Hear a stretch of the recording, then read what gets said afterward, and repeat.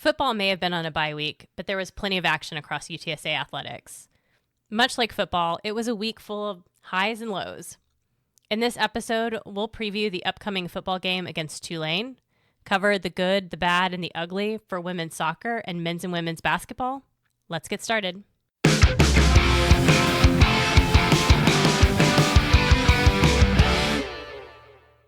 All right, well, this is episode 121 of the Hail Mary podcast on the Tobes, and I'm joined by my wife, A. Tobes. You know, certainly a down trailer in today's presser, and I don't know that it really inspires much confidence in this week's game. So, you ready to talk Tulane? Before we actually get into previewing the game, though, one of the exciting things that's going to happen before we actually get to the field, UTSA Athletics is hosting ESPN SportsCenter on campus. Apparently, on the Thursday games for the American Conference, SportsCenter goes out to the hosting campus and does their show live. So instead of it being at the Alamo Dome, though, they wanted to go to campus. So they will be at the Rowdy Lawn in front of the Student Union on the main campus around 1 p.m. on Thursday. Students and fans are invited to gather about 30 minutes before so that you can, be a part of the background in this national broadcast. Coach Traylor will join for a live interview early in the broadcast before he has to head downtown to get the game started. And then they will, go ahead and also have, I think at 4 o'clock, a broadcast from the Alamo Dome. All right, sounds fun. Well, let's get started talking about Tulane. Series is tied 1-1. But this is the first time we're playing Tulane with John Summerall as head coach. And UTSA is 0-1 versus Summerall-led teams. I'm a big John Summerall fan. If I think there was an opportunity for him to be here in San Antonio, I would certainly welcome him with open arms. I'm sure I would still get irritated with him like I do with Coach Traylor. But I would welcome him because I think he's got an energy and a toughness to him that, in many ways, I think really symbolizes what triangle of toughness really is. And, I think that he's a really good hire for Tulane coming off of Willie Fritz. He's done a really good job, and wherever he goes, he just wins. So they're also coming off of a bye week as well, which I'm sure Jeff Traylor, if he wasn't so depressed today, would have made sure to remind us. But that means that neither team really has an advantage. They both are coming in fresh, both had a chance to, get a little refreshed over the bye week, get a chance to nurse some injuries and to do some extra scouting. So, it's I think it's going to be an interesting game come Thursday. Yeah, definitely. And the 0-1 against John Summerall that you mentioned earlier was going back to the Cure Bowl when UTSA lost to Troy. So it's been a while since we played them, but interestingly, they have a lot of the same staff that we'll see in this game. Tulane opens as a 5-point favorite against UTSA, which I think is kind of interesting given the trajectory of both of these programs this season. But I do think that a lot of people are betting on the Alamo Dome magic that Coach Traylor and UTSA have seen throughout, Coach Traylor's tenure. But, certainly I think this is going to be maybe not as close of a game as what Vegas would make you think. Yeah, I would agree. So let's get started talking about the offense. Joe Craddock is their offensive coordinator. He's second year at Tulane. Yeah, he came with Coach Summerall from Troy. It's sort of interesting. He has a history, though, with Coach Traylor that, perhaps I was aware of in the past, but I didn't really remember until Coach Traylor mentioned it today. Joe Craddock was the offensive coordinator at both Arkansas and SMU when Coach Traylor worked there. So, these are people who are very familiar with each other, and certainly, Coach Traylor should know Coach Craddock's offensive tendencies pretty well. Yeah, Coach Craddock, I think, runs a tough offense, just much like when you look at John Summerall. John Summerall is, I think, an ex-linebacker, and, he's just got that strong kind of look to him, a physical look, and that's exactly what the offense is. That's what it was at Troy. That's what it is at Tulane. This offense averages about 404.6 yards per game. That ranks about 56th nationally, which tells you just about where this team ranks. But I think the interesting part is that they have trouble scoring at times. They score 25.9 points per game. That's 80th in the nation. I thought it was interesting that in some of the games that we've watched before is that they talk about that this Tulane team struggles scoring in the red zone. But if you actually look at their percentages, when they get that red zone, it's 86.7% of the time they're scoring. It's ranks 60th nationally. I mean, it's not great. I think more high-powered offenses actually hit at a higher rate. But even UTSA, I think, is about 90% or so. But sometimes it's not about getting into the red zone. Sometimes it's about hitting outside of the red zone. And one thing I think this Tulane offense does well is they're able to continue to stay on the field a little bit. They convert 43.3% of their third down conversions, which is 43rd nationally. But on fourth down, they have really struggled. Maybe you've heard of UTSA, who has at times struggled on fourth down, but they only convert about 5% of their fourth downs.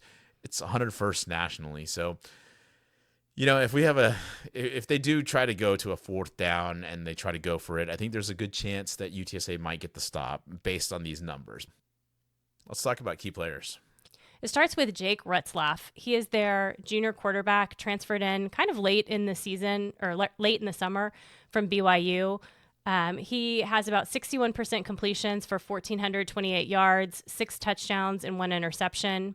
The interesting thing, though, about Jake is that he is their leading rusher. He has 70 carries for 450 yards, a 69-yard long, and 8 touchdowns.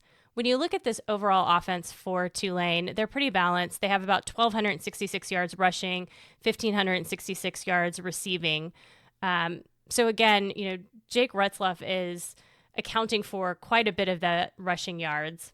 They also have their backup quarterback, Brendan Sullivan, who interestingly will come in for a couple of different plays.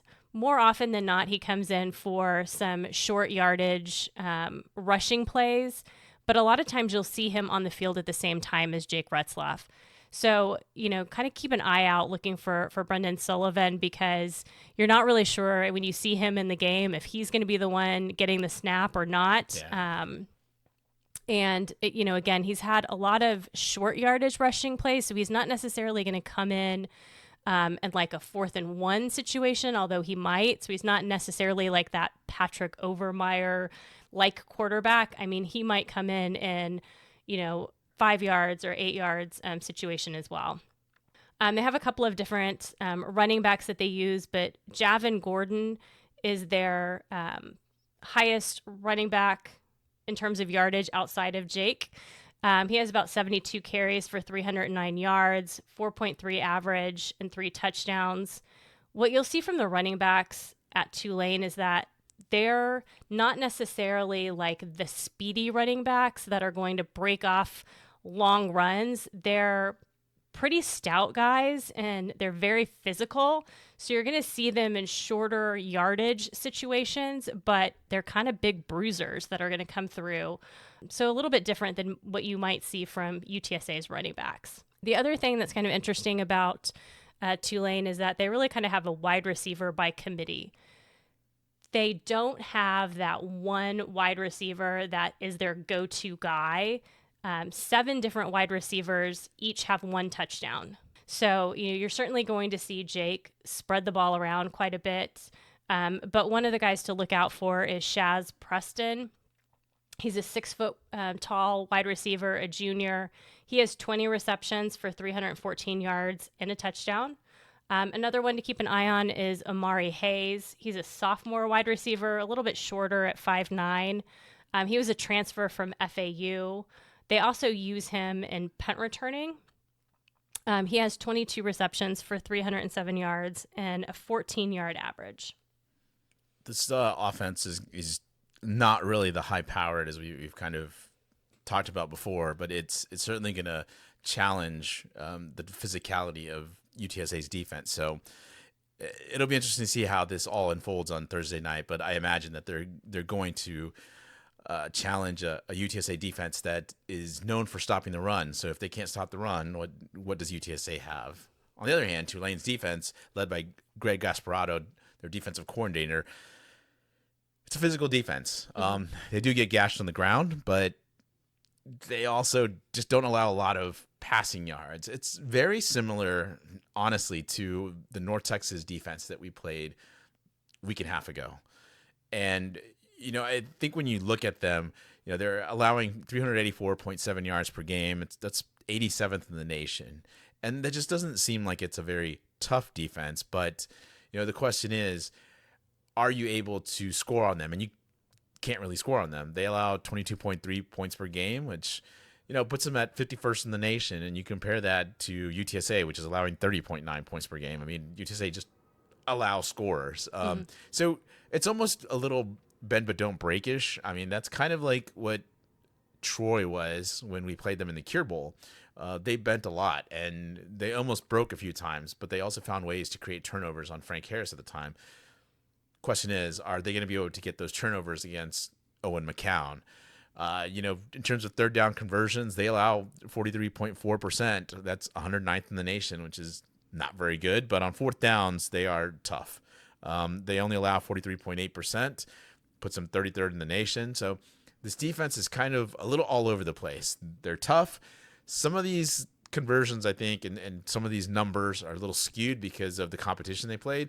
But you could say the same thing about UTSA's offense, where they have put up some numbers, i.e. against UIW and Rice at home, and to an extent some numbers on Texas State, but then they go on the road and they can't really do much, right? So which UTSA offense is going to show up against this defense? So how about you talk to us a little bit about the key players?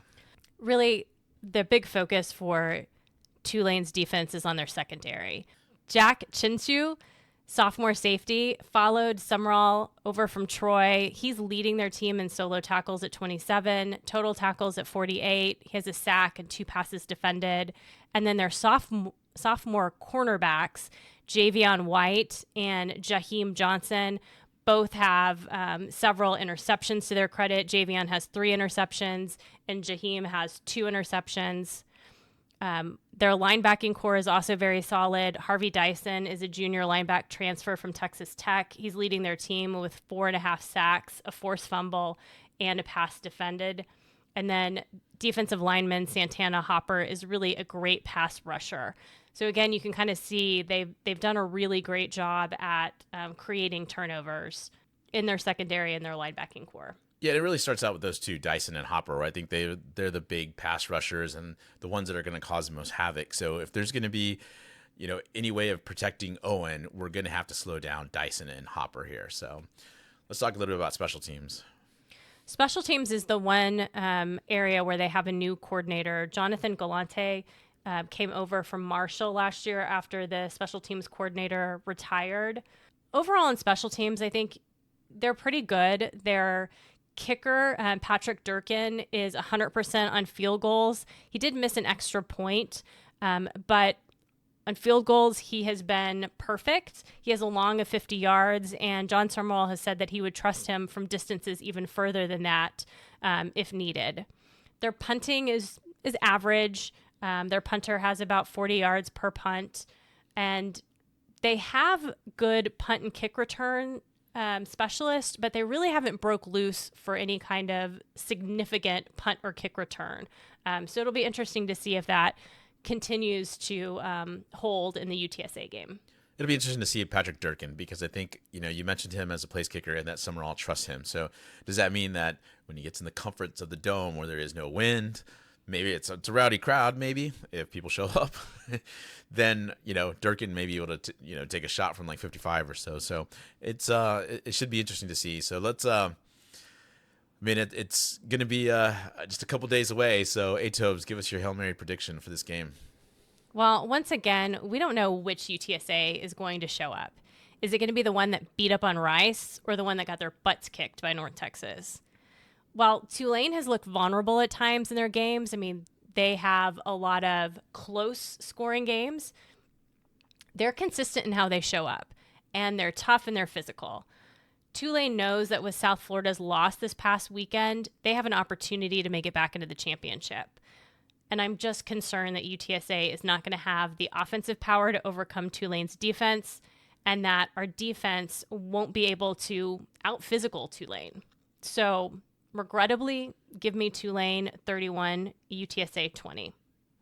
It's a staggering UTSA team, and Jeff Traylor's press conference made me believe that they're ready to get knocked out by their next couple of opponents. There doesn't seem to be a lot of fight, and Jeff Traylor just looked defeated as when you first sent me a text telling me about that presser. We've repeatedly discussed that, unlike previous seasons, this schedule doesn't give UTSA any breaks, so they're going to have to find a way to win. And, I see UTSA giving some fight early, but being just brought down into submission as the game wears on. So give me the Fighting Summeralls 34-24 over UTSA. All right, well, let's move on to talk about UTSA Soccer. First of all, shout out to our buddy Cal Riley from UTSA RAF for his work as an analyst over the weekend and the UTSA ECU broadcast. He did a great job. He did say he might call me in as a sub, and I was like, look, I'll give you a hard time about some of this stuff, but there's no way that I'm going to be stepping in and doing any of that sort of analyst work, though it may have made for a memorable experience for anybody listening. So let's talk about those two games that UTSA had out at Park West. They faced number 4 ranked Memphis, and they lost 2-0 last Thursday, and then played on Sunday versus ECU on Senior Day, and they lost 2-1. So let's get to the good, bad, and ugly, I guess, of those two games. I'm going to skip the ugly because I didn't think there was really anything ugly. There's plenty of bad, though, unfortunately. I mean, when you lose 2 games, there's a lot to nitpick. But I want to start out with, I don't think it's necessarily a bad, but it was something that you kind of noticed as you watched UTSA play in Memphis, and that was that it was noticeable that the athleticism and talent difference between UTSA and Memphis was just so wide. Yeah, I mean, watching Memphis play, this was really the first time where I felt like a competitor had come into Park West and just really had a talent disparity compared to UTSA. And frankly, most of the other teams that we've seen in the conference. Memphis team speed was just incredible. And then they also had incredible ball control. And at times it just looked like they were running 2 times faster than UTSA was, which I know isn't really the case, but the way that they handled themselves, the way they handled the ball was just very impressive. And you could really tell a difference between the athletes that they had and what we've seen, frankly, in the rest of the conference. I don't want to just say UTSA because I think all of the other teams that we've seen UTSA play, I felt like there really wasn't a talent disparity, and we always had an opportunity in each of those games. And even when we faced TCU, I felt that same way. But Memphis really just looked a level above the rest of the teams in conference. And this was a rebuilding team, so that's just scary to think about. But, just going back to what you said about their ball control, it was so elite that they looked faster at times with the ball than they did without it. And, the acceleration they had, the anticipation that when they put the ball into space and they accelerated to the ball, it did look like they had 3 gears more than UTSA at times. And it's like you said, it feels unfair to say it that way, but it was just impressive. I hadn't seen that level either. Even when watching them play before, I was like, oh, they're really good, but I didn't see that until you see them in person. You're like, wow, that's really impressive. So I will say another bad thing I think from these 2 games is just the lack of offense. We've seen this offense just slog at the end of as we kind of wind down this season, and it's not great. We didn't really create many chances versus Memphis or ECU, and while we had plenty of shots against ECU, it was the shots on goal that were low. And against Memphis, it was a little expected because we only had you talked about the talent disparity on the field. We had 2 versus Memphis. We had 4 versus ECU, but we so far outshot ECU that it's just bizarre that we weren't able to get a little closer in terms of getting better shots on goal.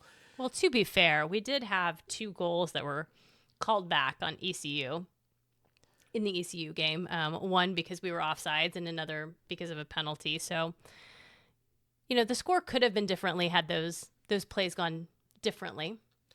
Yeah, but I will say both those calls, I mean, the offsides is probably the one that's the iffiest because, even talking with Cal after the game, he said it looked just minuscule. Like it was a thin margin there. So Now the second one, the Adio Kelly goal, that one was definitely, there was a foul before it, and it wasn't needed. It happened, it was called, but it was right in front of the ref, and that's again the problem. Right. When it's going to be right in front of the ref's going to see that and is going to make the call every single time. And she didn't really hesitate in blowing the whistle. So, it is what it is. But I thought especially against East Carolina, I felt like UTSA really chased the game, because you talked about that offsides goal, and we seemed to, right after that, just, it took a while to get the replay going, and it just seemed like we lost some momentum there. And even before that, at the start of the game, I didn't think that UTSA really started out necessarily as well as I think some would have you believe. We were attacking and getting to the outside, but we weren't really getting those crosses in like we've seen before from this team. And that's where I think that when you talk about the disparity in terms of shots on goal, we had 4 against ECU, but I think like ECU had 3 shots on goal, and they only took like 4. So 75% of their shots were right on our goal. So take it wherever you want. But I thought, especially with East Carolina, once they got their goal, they sat and they were sitting in a low block, and we just, right out of halftime, it's 1-0, we're down, and instead of being patient, we start going into this long ball game where we're just trying to have our defenders shoot long balls into our forwards up front. And it's not where I think this team is best at. And it just felt like we didn't want to be patient. It felt like we were panicking. Like, it felt like we were down 10-0 when we really weren't. And even if you're down 10-0, like, doing that's not going to do anything, right? Like, you're going to have to find a way to chip away at the score. I think this team just does much better when they go through short passing combinations. I mean, we were just bypassing our midfield. So you're essentially going defender to forward. Like, it's wherever that came from, whatever, if that was the game plan, it just played back into East Carolina's hands, because since they were sitting back, they were just able to trap the ball or like head it away, and they're back and, getting possession. So it's just, we need to figure out a better philosophy there. The other bad thing I think that I guess you could talk about is just, for as good as the defense has been, that we look suspect in both games. Now, obviously Memphis, not to rehash the talent disparity, but they were able to pass around us at times and left us looking a little flailing at times. To me, it's a goal of where this UTSA team needs to kind of get the athletes and, get the type of players to play up against a Memphis team and challenge them, as opposed to just playing defense the entire time.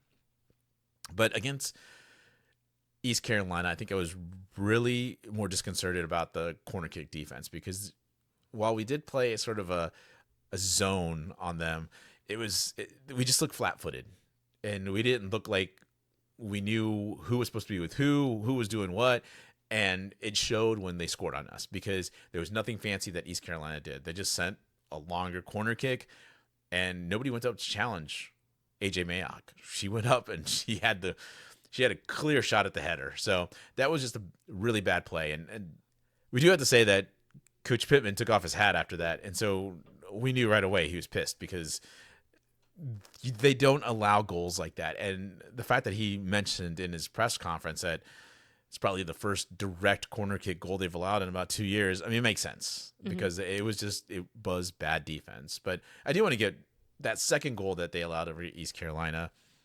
I do want to talk, and I know that Kennedy Reed probably won't hear this, but if anybody does hear this and passes it on to her, I just want to tell her, look, shake it off. It happens to all of us where we make a mistake.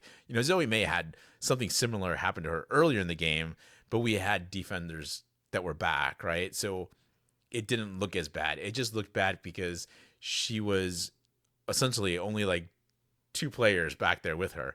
And I did feel like she was put in a bad position. Like, we did not give her, and just like we hadn't throughout the game to our ball handlers, we didn't give her any outlet to pass the ball. That has to be something that gets corrected, because we were all kind of in the front, and we it just felt like the team was just looking back at Kennedy like, oh, do something with it. You can't leave, especially a true freshman, you can't leave them just in a bad position like that and think they're just going to succeed and they're going to be great. Kennedy Reed's done a really good job this year, and we're going to really need her. So her confidence has to get up. And so Kennedy, Thing is like I said, this happens to everyone. It's happened to me where I tried to clear a ball and it went straight to a attacking player and it was right at the penalty box. Mine was much worse than yours because it was in a playoff game and we got scored on.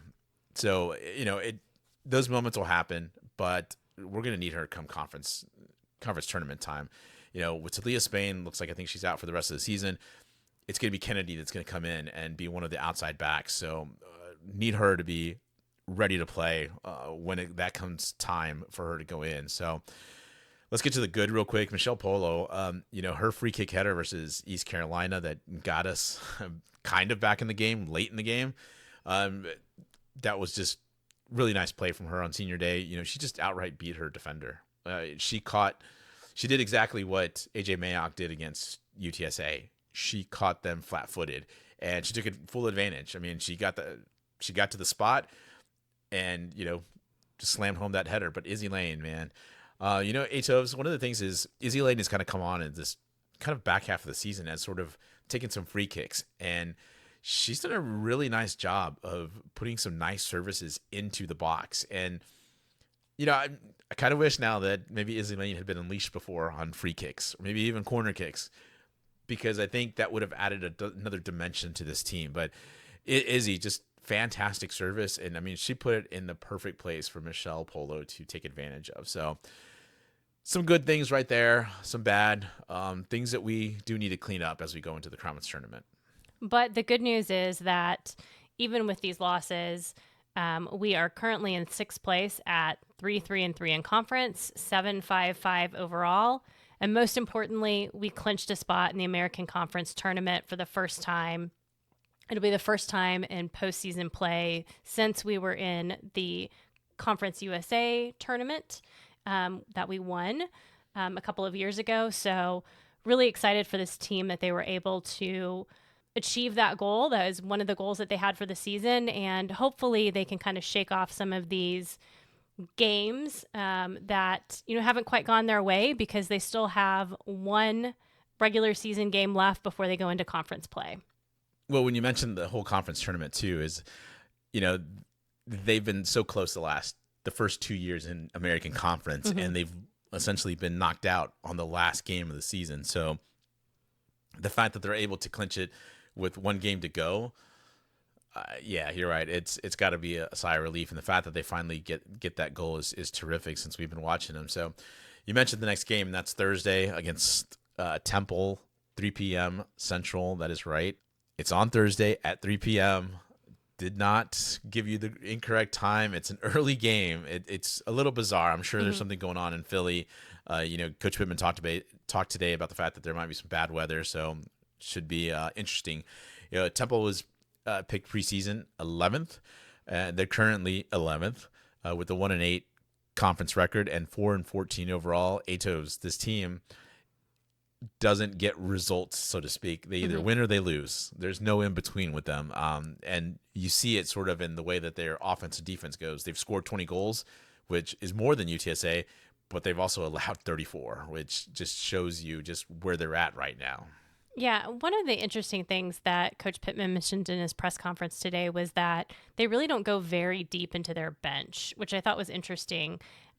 I believe this coach at Temple is in his second season. Yeah. And, it just kind of made me wonder, is he trying to establish a culture or, establish standards for his team, and perhaps he's looking at a certain set of girls and saying, okay, you meet these standards, you're living up to the culture, and so I'll, just play you, and the rest are getting, playing time eliminated because, maybe they're not living up to his expectations. I don't know, but it was just sort of an interesting comment that Pittman made. He didn't really go into a lot of explanation about it, but there'll be something to keep an eye on when you watch the game to see, what their rotation is, and if that is maybe one of the reasons why, they struggle to win these games at times.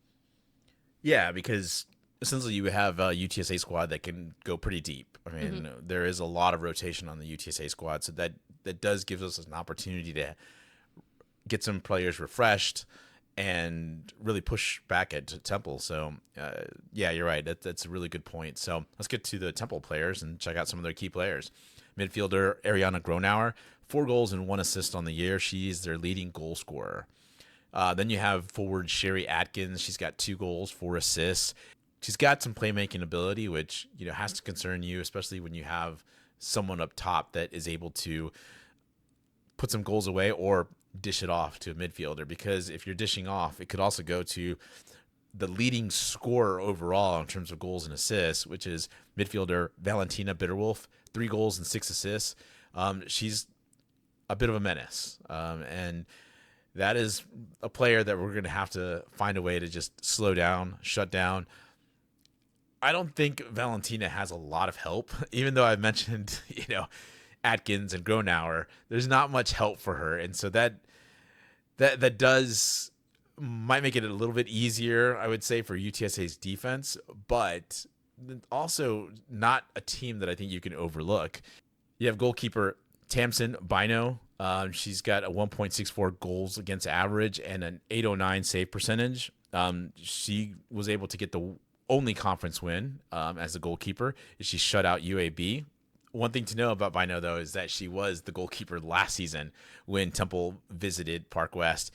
We did beat her 3-0, so I'm not saying that it's going to be a runaway victory like it was last season, but certainly with the firepower that we have, I think we can put at least a few goals up on Temple and be able to at least close out the season strong. Before we go, let's talk about some of the other football scores from this past weekend around the American Conference. I think first and foremost, Memphis pulled off the shocker and beat South Florida 34-31. Let's start with South Florida for the first of all. They made some interesting decisions on 2 crucial 4th downs that they did not convert. I don't understand some of these coaches sometimes because I'm like, just kick the field goal. They were in the red zone, and instead of kicking the field goal and making it a 2-score game, and honestly would have forced Memphis to go for that game, like essentially game tying drive. So they would have had to score a touchdown and a 2-point conversion. Instead, South Florida, I think, got cocky, goalish, wanted to gamble. And, Memphis is a weird team. Now let's talk about them, because Ryan Silverfield one week can lose to UAB, and everybody's calling for his job because, again, he hasn't ever gotten Memphis and all the resources they have and all the pretty good players that they have to a conference championship game. And that is the biggest knock on him, this is why I always wonder, why is he brought up for jobs? Because he is the definition of kind of mediocre, right? You're not going to get to, I think, the promised land with Ryan Silverfield. So scratch my head, but I think he's going to be a name that's going to be thrown out and, for bigger jobs. But this is the head scratcher with him, is that he can beat an Arkansas team that's kind of bad, all right, for a P4 team, and then knock off a South Florida. But you can't beat a UAB. You can't beat some of the teams that you should beat. I think to me it's a cultural problem with Memphis. Yeah, and for all of the criticism you mentioned for South Florida in this game, they still had the opportunity to tie it at the very end. They had a long field goal and unfortunately missed it. So it's going to be interesting now to see how everything plays out, because you now have Memphis and South Florida at 1 conference loss. And as we mentioned earlier, you have Tulane, who does not have a conference loss. The other team that's still undefeated in conference is Navy, and they got the job done and beat FAU 42-32. And you have North Texas out there with 1 loss, right? So it's just interesting that you've got, I think, the top 5 teams that are going to be in the championship talk. Yeah. And North Texas rallied to beat Charlotte 54-20. I know it sounds funny to say rallied, but North Texas really didn't play very well in that first half. And it looked like there was a possibility that Charlotte could pull off an upset against North Texas, that maybe they had this hangover similar to what UTSA had when we, beat up on Rice and then we went to North Texas and played poorly. Was kind of the way that it was starting to look in the first half, with North Texas coming off this big win against UTSA and then not playing well against Charlotte. But, they pulled it together in the second half. They had the drops. I mean, it's kind of like you were talking about UTSA. UTSA was dropping pass after pass, in that game. North Texas comes out, and I think one of the biggest ones was, I think the guy was like 15 yards behind the defense, and he's by himself, and perfect pass from Mestamaker, and the guy just drops it. And that one would have really, I think, put Charlotte to bed early, and we wouldn't be talking about what you said, which is a comeback, right? But Mestamaker goes for 608 yards passing. Like, he had a game, and North Texas, they look for real. Absolutely. Temple then barely beat Tulsa 38-37 to kind of round out the scores in the American for this weekend. I have to give a shout out to my Tarleton Texans. They are undefeated at 9-0. They're now ranked number 2 in the FCS. They've got a big rivalry game coming up this weekend against Abilene Christian on Saturday.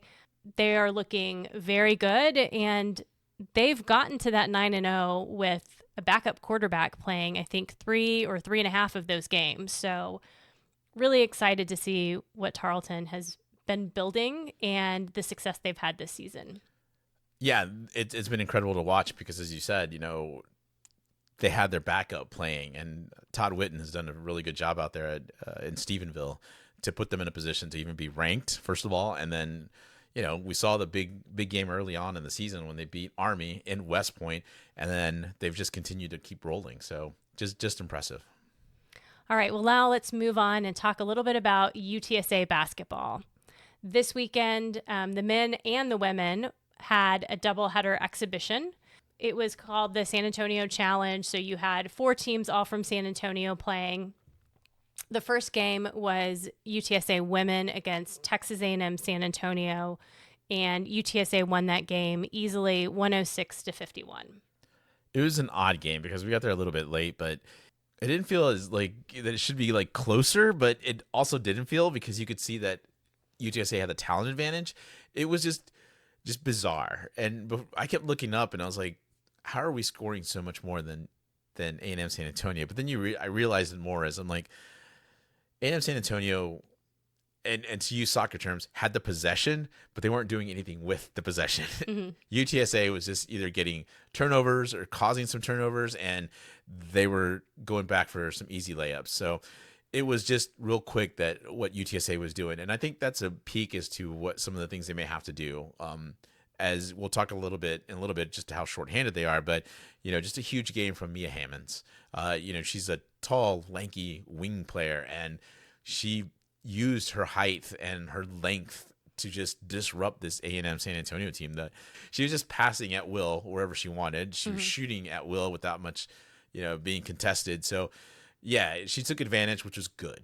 That's something you want to see Mia continue to strive for and really take advantage of, because we're going to need her production. Unfortunately, Demara Allen, her minutes were limited because of foul trouble. But it also opened up the time for Mia. So and our other 3 guards that we have. So they're going to be okay. Yeah, and Adara Udo had a really strong performance, as we expected to see. Yeah. She definitely looks like she is continuing to develop in that post position, feels much more confident. And, at times we've seen Adara be the one to struggle with some fouls. She really kept her composure and was a very dominant player in the game. Absolutely. Well, let's talk a little bit about the UTSA women, though, as we kind of referenced earlier, is that injuries have really ravaged this women's team. We do know that there are some season-ending injuries. There's at least 2 that we know of.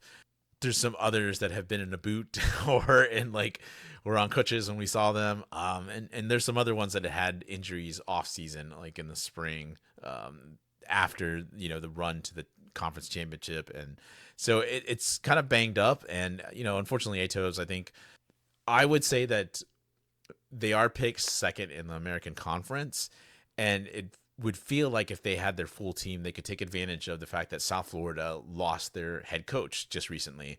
Jose Fernandez has become the new coach for the Dallas Wings, WNBA team, and a loss like that does change a program because he'd been there for over 20 years. He's been, just been a stalwart there in terms of getting that team to the level that they play at. Well, and to lose a coach right at the beginning of the season, Right. is very challenging because you don't really have a lot of time to pivot or adjust.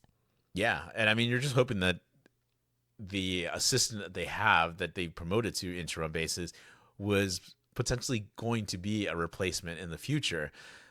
She's going to have to essentially mature much sooner rather than later, right? So it's just that kind of interesting thing that you could have taken advantage of. But now with these injuries, I still think this UTSA team is going to be good. I just don't know that they'll be top 3, top 4 good. And I am kind of being a little more sandbagging my thoughts right now because we just don't know the prospects of some of these injuries.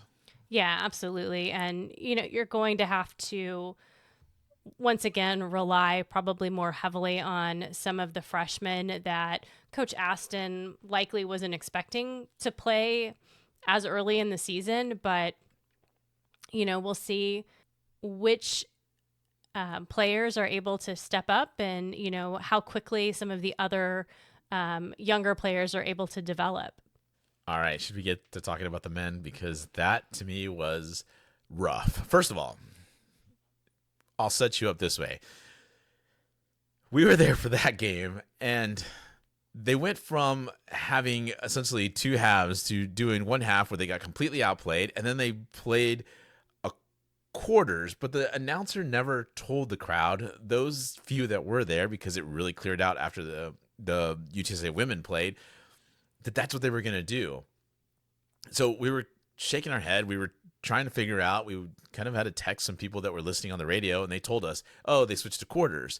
But then even more bizarrely, Atovs, was the fact that, okay, so they keep the score from the half, and they go into that third quarter, and then at the third quarter, they wipe away the scores, and they play a fourth quarter. But they essentially brought, and it felt like at least UIW got the end of their bench in, and UTSA kind of had sort of their end of the bench, but not really. And it was a really kind of disorganized way of looking at this game. And it just felt like that's how the team played. Yeah, I mean, first of all, UIW came out and they looked like they were ready and prepared for the regular season, and they looked like they were attacking this exhibition game like it was a non-conference regular season game. Meanwhile, UTSA looked disorganized, a little confused. They certainly didn't seem to come out playing like this was their first game of the season. Or at least I hope that's not how they attack their first game of the season. Yeah. Well, I got to say the UIW coach was a trip, though, because he was in midseason form. He was yelling at the refs. He would not get off their case the entire time. And he was also yelling at his players the same way.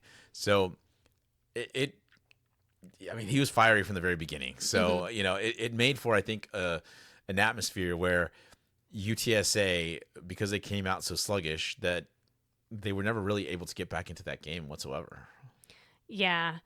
And like you mentioned, I would love to say that I know what the score was at the end of the day, but just because of the way that they kind of kept the scoring, I feel confident in saying we lost that exhibition game, yeah. But there was no score at the end of the day to look back at and say this is what happened.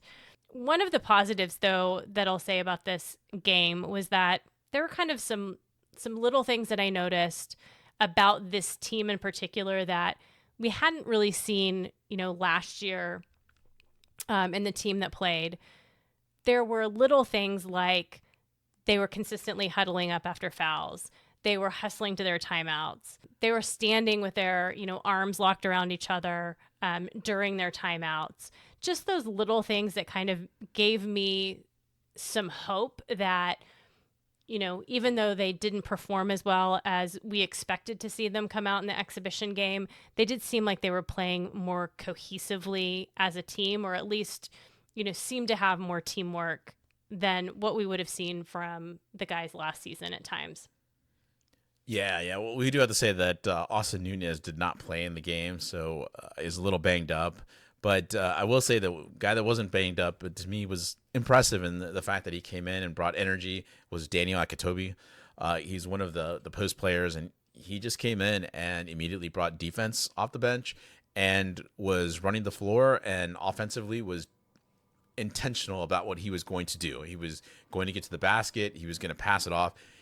He was not hesitating in his decision making. And I think that was the biggest thing that I saw from the team early on. When we talk about they coming out sluggish and they look confused, it looked like they didn't know what to do, and that they had to like think about their next action. Whereas Akatobi came in and he was like, oh, I know what I'm going to do. I'm going to go crash the boards. I'm going to, so it's those things that I think, as a team maybe matures a little bit more, we'll see some of that. But certainly I think he's a big bright spot.